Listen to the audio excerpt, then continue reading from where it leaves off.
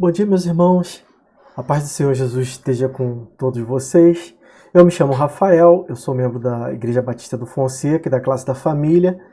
E nessa manhã de domingo, eu na verdade não estou gravando no domingo, estou gravando no sábado, mas nessa manhã de domingo, que é quando você vai estar assistindo, eu serei o seu professor da Escola Bíblica Dominical da Igreja Batista do Fonseca.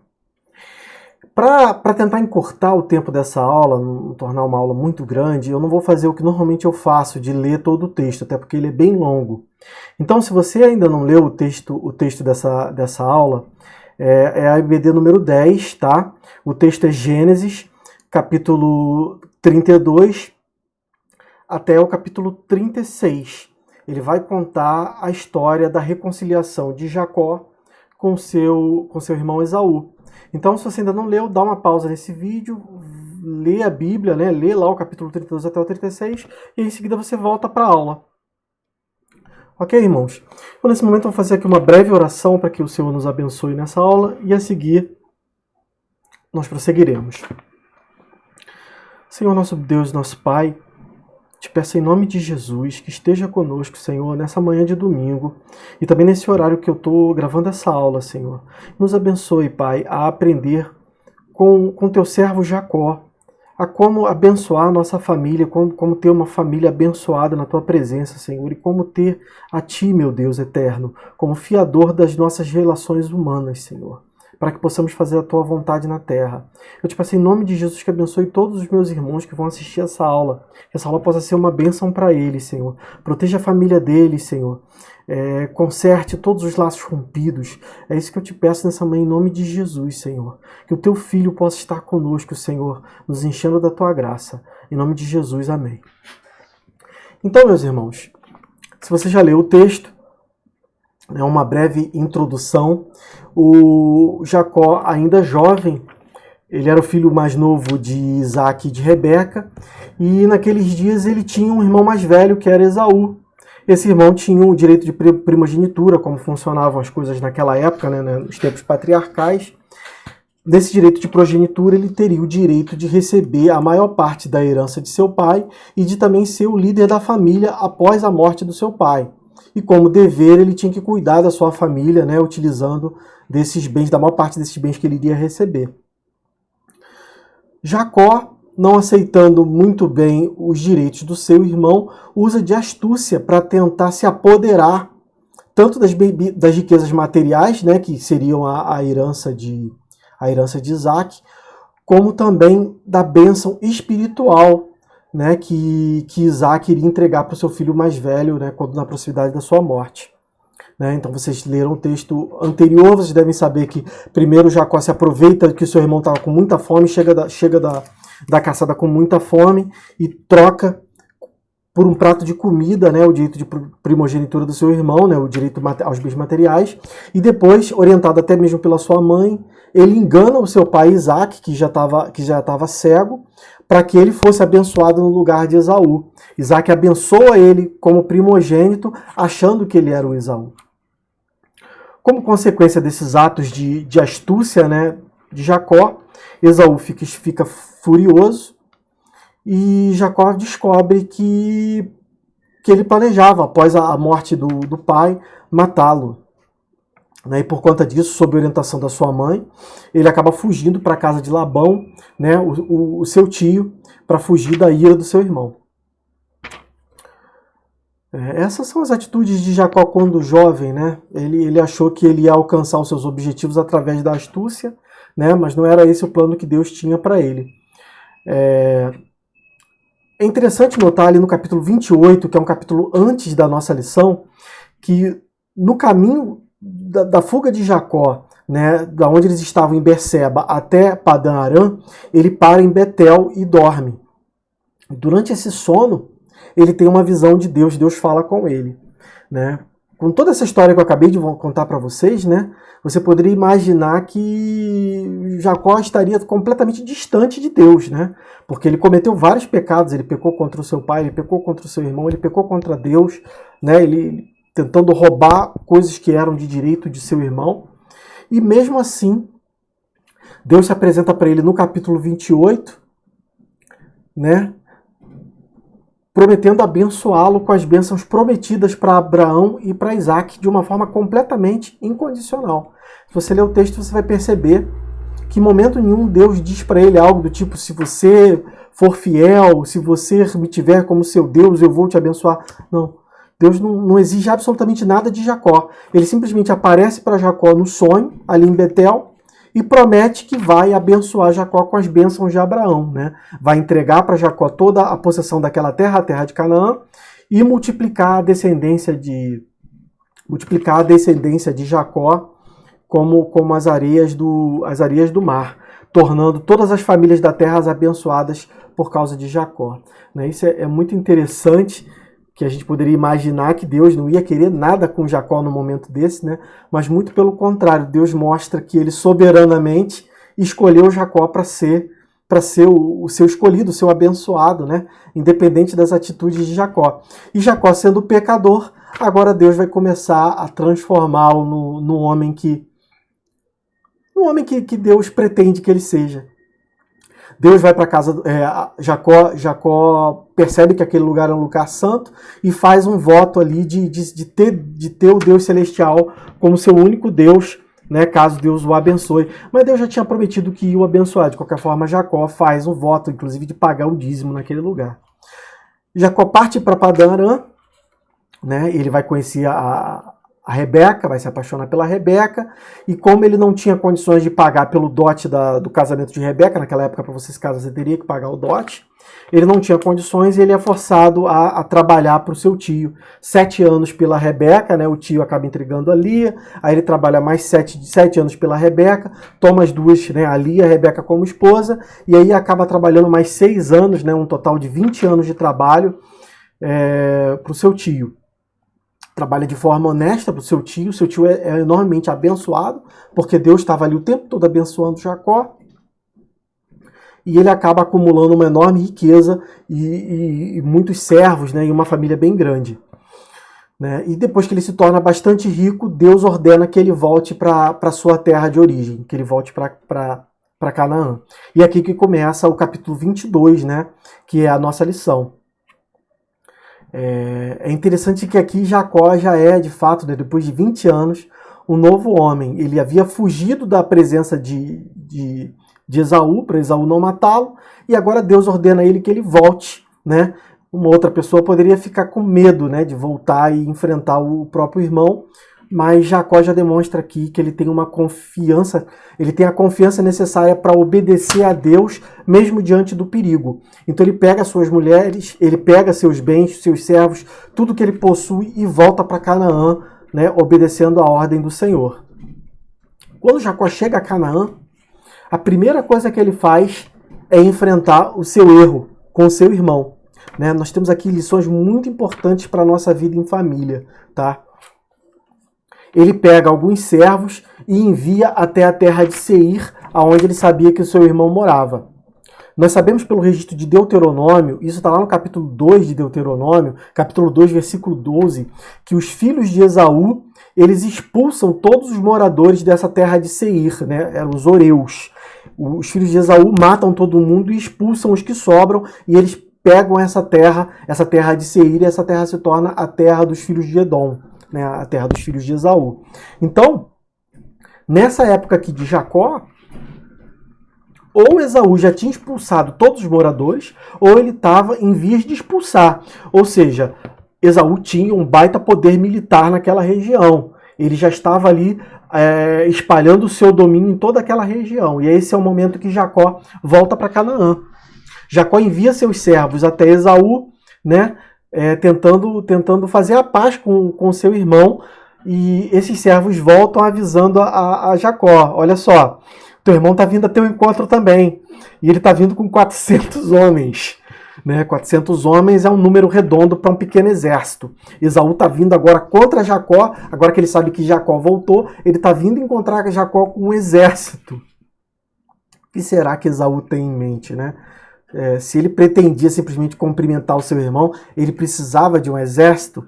Provavelmente não. Né? Ele vem contra Jacó pretendendo cumprir o que ele tinha dito que faria lá atrás, que era matar o seu irmão. Jacó, ciente disso, né? e lembrando bem dos pecados que ele cometeu contra o seu irmão, né? Ele de fato ele é merecedor desse ódio de Esaú. A primeira atitude dele, né? Olha só que diferença, ele vai buscar a Deus em oração. Então ele clama ao Senhor, e nessa oração, ele em primeiro lugar, ele se lembra das promessas que o Senhor fez para ele incondicionalmente, né? Onde o Senhor promete que ia abençoar ele com as bênçãos de Abraão.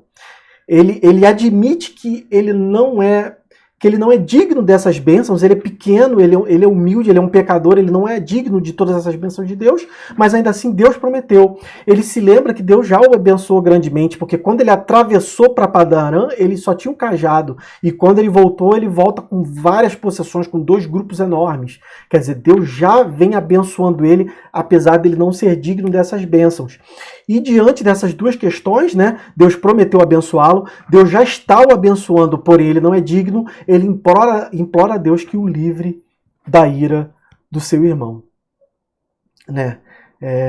Jacó aqui não é mais aquele garoto, né, que traiu o pai, traiu o irmão. Ele agora é de fato um herói da fé, né, que a Bíblia fala, inclusive no Novo Testamento.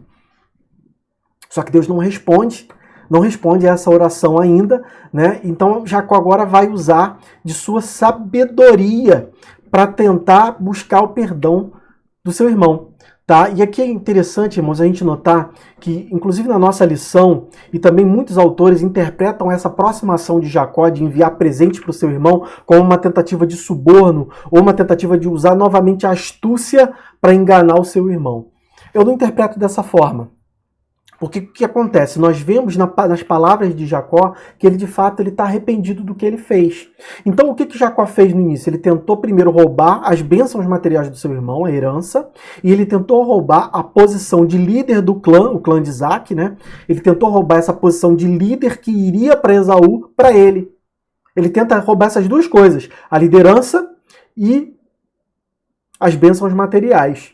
Então, o que ele vai fazer agora? Ele vai enviar presentes materiais para Esaú e, ao mesmo tempo, ele vai dizer para os servos deles: entregue esses presentes ao meu irmão e diga a ele: o teu servo Jacó te envia esses presentes através dos teus servos. Ou seja, o que Jacó está dizendo? Isso é um símbolo. É um símbolo de arrependimento. O que Jacó está dizendo? Eu tentei roubar os seus bens, então agora aqui eu estou te dando os meus bens para você, para te mostrar que eu estou arrependido. Eu tentei roubar a sua posição de líder e as suas bênçãos espirituais, então agora eu me apresento a você como seu servo. Eu agora sou seu vassalo e o senhor Esaú é o meu líder, o meu rei. Ele não fala a palavra rei, mas é como se falasse. Ou seja, ele está enviando símbolos para o seu irmão para demonstrar o seu arrependimento. Ele está tentando reparar o que ele fez. Né?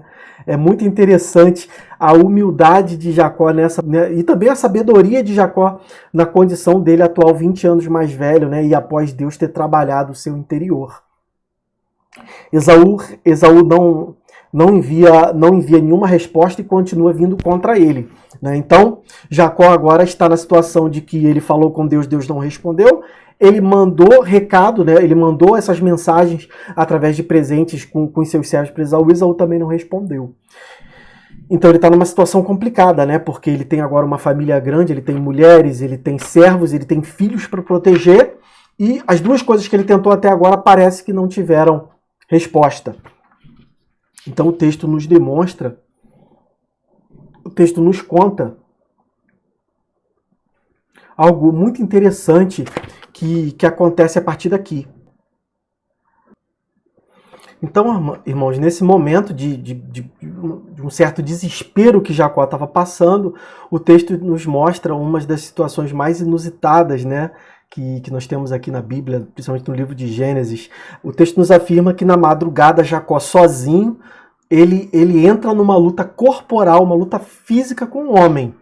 Né? O texto afirma que é um homem.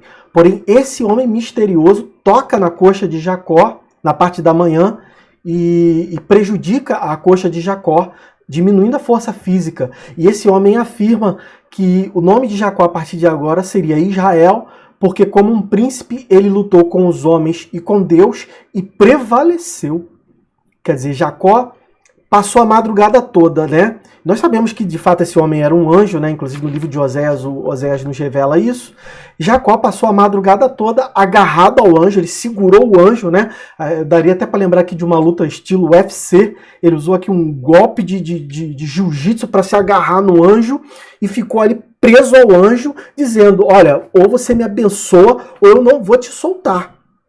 E o anjo, né, na parte da manhã, na hora que ele tinha de fato que ir embora, ele reduz a força física de Jacó para que Jacó soltasse ele, né? Ele toca na coxa de Jacó, né, que é justamente aonde um lutador tem ali a sua posição de guarda, né? E força Jacó a soltá-lo através do poder, mas reconhece que Jacó prevaleceu nessa luta contra ele e também contra os homens, e afirma que abençoaria Jacó a partir desse momento, né? O que isso nos traz de lição? Não dá para vencer a Deus pela força, né? É impossível vencer a Deus pela força. Ele pode deslocar a nossa perna, ele pode fazer o que ele quiser conosco, assim como ele fez com Jacó. Mas é possível perseverar até a vitória. E foi isso que Jacó fez. Ele perseverou na batalha e venceu, né? O Senhor acabou o abençoando porque ele era bem teimoso, ele não desistiu e ele se apegou realmente ao anjo, né? E nós traríamos para o dia de hoje um apego em oração, né? Uma oração constante que não desiste, que de fato bate na porta de Deus, né? Como naquela parábola de Jesus que ele conta que uma senhora ficava ali incomodando o juiz até que o juiz julgasse a sua causa. Nós podemos vencer através da perseverança em oração. É isso que esse texto nos está trazendo. E aí o anjo sobe, deixa Jacó. Jacó já tem a informação de que foi abençoado por Deus. Ele agora vai encontrar o seu irmão. Ainda assim, ele não abandona a sua vigília, né? Ele toma atitudes ali para proteger as mulheres. Ele coloca as mulheres atrás dele, os filhos mais atrás, colocam numa certa fila. E na frente de todo mundo, ele recebe o seu irmão de joelhos, como de fato um vassalo que recebe um rei, né? Ele está demonstrando para o seu irmão que ele se arrepende de ter tentado tomar o direito do seu irmão de primogenitura, né? E o seu irmão, provavelmente quebrantado pelo poder de Deus, né? Deus derramou sobre ele a sua bondade, né? Esaú não é conhecido como um homem bom, mas naquele momento Deus derramou a sua bondade sobre ele e ele perdoa o seu irmão. Ele vê que de fato seu irmão está completamente arrependido pelo que fez e tentando reparar os seus erros. Ele perdoa o seu irmão e abraça o seu irmão. Os dois choram, né? Os dois deviam estar com uma certa saudade depois de 20 anos. Os dois choram, né? E há de fato ali uma reconciliação entre eles. E é um perdão incondicional, né, de Esaú, porque a gente vê no texto que ele nem queria aceitar os presentes. Jacó tem que insistir para que ele aceite, porque ele não queria aceitar os presentes de Jacó. Ele perdoa o irmão de forma incondicional. Quer dizer, para ele foi importante perceber que Jacó estava arrependido. O que isso nos traz de lição? Eu acredito que muita coisa, né? Quem não tem um problema, quem não teve um problema familiar, às vezes com o pai, com a mãe, com filhos, com o irmão, com um parente, né? Eu não sei se alguém te ofendeu, se você ofendeu alguém, né, por alguma atitude de arrogância, né? Isso pode acontecer, acontece na família de todo mundo, mas Jacó nos traz aqui uma demonstração de humildade e ao mesmo tempo de sabedoria, né? Ele em momento nenhum se abstém dos erros que ele cometeu no passado, ao contrário, ele tenta reparar os erros que ele cometeu, demonstrando arrependimento e ao mesmo tempo, mais importante até do que tentar reparar, ele se apega a Deus, né? Ele se apega a Deus para que Deus dê a ele a bênção, né, de receber o perdão do seu irmão. Né? Ele tem Deus como fiador da sua relação familiar. Né? E essas virtudes de Jacó, que Jacó demonstra aqui nessa situação, né? Humildade, sabedoria, fé e perseverança, isso tudo são bênçãos que vêm de Deus. E só podem existir numa família que tem Deus, de fato, como fiador das relações. A gente pode até encontrar isso aqui ou acolá, mas assim como Jacó, dessa forma que Jacó fez, né? Só numa relação que tem Deus como fiador. com toda certeza, meus irmãos. Eu acredito que essa parte do texto é a parte mais importante da lição, né? Porque ela nos demonstra como restaurar as nossas relações familiares, né? É claro que ninguém está livre de cometer pecados contra Deus e cometer pecados contra os próprios irmãos, né? Mas Jacó nos demonstra que é possível reparar, né? Com o arrependimento, nós temos condições de reparar os nossos laços familiares. Daqui para frente, no finalzinho do texto, né, eu vou ser curto a partir de agora, que já são 20 minutos de aula. Nós temos a situação ali de Siquém, né, que o príncipe de Siquém rouba uma das filhas de Jacó, estupra ela e ainda mantém ela em cativeiro. E aí ele tenta convencer Jacó e os seus filhos a dá-la como esposa. Mas em momento nenhum ele devolve a moça para Jacó, né? Aí a gente tem aí uma sucessão de erros, todo mundo erra, né? Os príncipes erraram, Jacó erra, os filhos de Jacó erram, né? Todo mundo comete erros e acaba acontecendo uma verdadeira tragédia, né? Em primeiro lugar, uma donzela pura é estuprada, né? E em segundo lugar, para que ela possa ser resgatada, acaba acontecendo uma chacina geral, até de mulheres e crianças que não tinham nada a ver com o que aconteceu. O que nós podemos concluir nisso? Tragédias podem acontecer até mesmo na família de um dos 3 patriarcas mais importantes de Israel, né? Um ascendente aí de Jesus. Nós sabemos que Jesus veio dessa raiz de Jacó. Essas tragédias podem acontecer. Mas o mais importante é nós percebermos o que acontece logo depois. Jacó reassume o comando espiritual da sua família, né? Ele tinha deixado um pouco frouxo. Ele ordena que todos os deuses estrangeiros que estavam entre seus pertences sejam entregues para que ele exclua, né? E além disso ele ordena que todos se purifiquem. E feito isso, ele vai finalmente para Belém, né? Vocês se lembram que no início da lição Jacó tinha feito um voto a Deus em Betel. Desculpa, eu falei Belém, mas não é Belém, é Betel. Jacó tinha feito um voto a Deus, inclusive de dar o dízimo em Betel, né, a casa de Deus, que é o que significa esse nome. Ele manda que toda a sua família se purifique e parte para Betel com a sua família para cumprir o seu voto a Deus, né? E ao mesmo tempo, mesmo depois de toda essa desgraça cometida, Deus continua fiel à sua promessa que ele fez a Abraão e a Isaac e ao próprio Jacó, e não permite que os povos da terra se viguem do que os filhos de Jacó fizeram, né? Simeão e Levi, que mataram toda a cidade de Siquém para poder vingar a sua irmã, né? É a grande lição desse texto, né?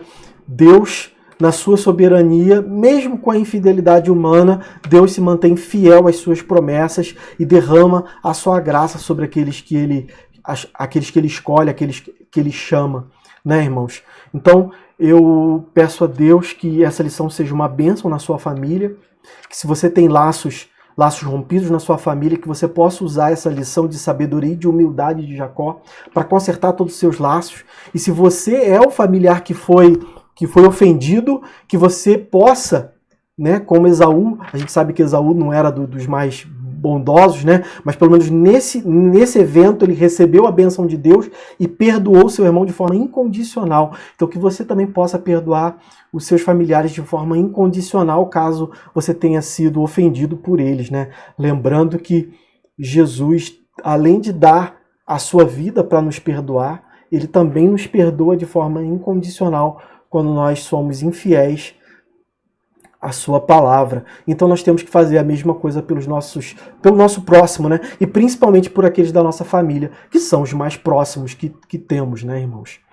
Então que Deus te abençoe, que esse domingo possa ser um domingo cheio de bênçãos para vocês. Cuide da sua família, cuide dos seus, tá? Vamos orar agora para encerrar essa lição. Ela já está com 24 minutos. Eu queria não passar de 25 minutos, né, irmãos? Então, oremos.